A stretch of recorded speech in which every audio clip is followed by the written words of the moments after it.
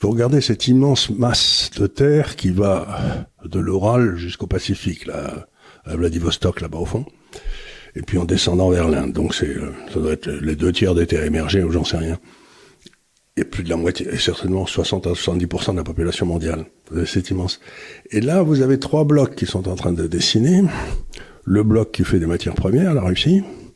Le bloc qui a des excédents d'épargne et de technologie et qui sait comment investir dans des infrastructures, la Chine. Et le bloc qui a besoin et où il y a tout le travailleur disponible, tous les travails disponibles.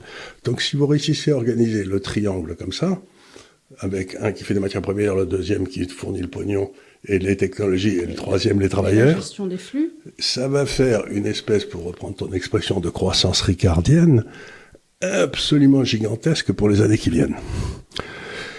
Et à l'évidence, la croissance ricardienne, ça veut dire des investissements d'infrastructures très importants. Donc tous ceux qui font des avions, des aéroports, des hôpitaux, des routes, des trains, des ponts. C'est le chemin de fer au Far West en 1883. Voilà, c'est ça à peu près. Donc il va y avoir un boom des infrastructures absolument gigantesques. Et là, si on réfléchit, ça veut dire qu'il faut être investi dans des actions ricardiennes. C'est-à-dire des gens qui font de l'infrastructure. Alors que depuis 15 ans, il fallait être investi que dans des actions schumpeteriennes, qui étaient ces gars qui faisaient des inventions. Donc là aussi, c'est un gros changement dans le portefeuille. Il faut peut-être passer, je sais pas, d'Amazon. Alors, pas encore. Pas parce encore, que mais il faut réfléchir. À l'Université de l'épargne. On n'en est pas encore. On n'en est pas encore. Et ne vous inquiétez pas, quand on bougera le portefeuille, on vous l'expliquera. Mais on voudrait vous expliquer dans quelle direction on réfléchit. On réfléchit. Et donc, je sais pas, mais il faut peut-être, si je pourrais utiliser une image, il faut peut-être plus vendre Amazon ou j'en sais rien, et acheter Schneider ou Air Liquide, parce que eux, ils seront dans ce coup-là, quoi. Donc c'est pas, ils ont bien fait dans les 10 ou 15 dernières années, mais c'est peut-être rien, enfin, en fonction de ce qui va se passer. Ou des gens qui font des centrales nucléaires. Mais cela dit, dans le portefeuille, on a des actions chinoises qui jouent la croissance. C'est-à-dire, on essaie de repérer le prochain L'Oréal chinois, quelque part. Le prochain L'Oréal, le prochain Bouygues, le prochain Schneider, voilà. Etc. On a beaucoup joué. Des gens qui font des trucs, pas qui vendent des des choses disruptives. Oui, là, on cherche des choses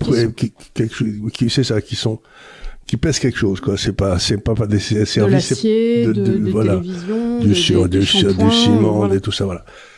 Donc, on voit très bien se dessiner ça. Alors, qu'est-ce qui empêche? Alors, maintenant, regardons le truc américain. Et maintenant, cet immense triangle qui est en train d'émerger. Il est évident qu'une partie importante des profits fait dans ce triangle va aller s'investir aux États-Unis pour des raisons de sécurité. Parce que les gens vont se dire, bon, moi, je vais gagner plein de pognon, je sais pas, au Bangladesh, je vais aller foutre une partie dans un immeuble à Chicago. Tu vois, j'exagère, mais c'est à peu près ça, quoi. Vous souhaitez enfin comprendre les marchés financiers et prendre en main votre patrimoine. L'Université de l'épargne est la plateforme qui vous donne les clés pour gérer votre portefeuille, investir intelligemment et faire fructifier votre argent.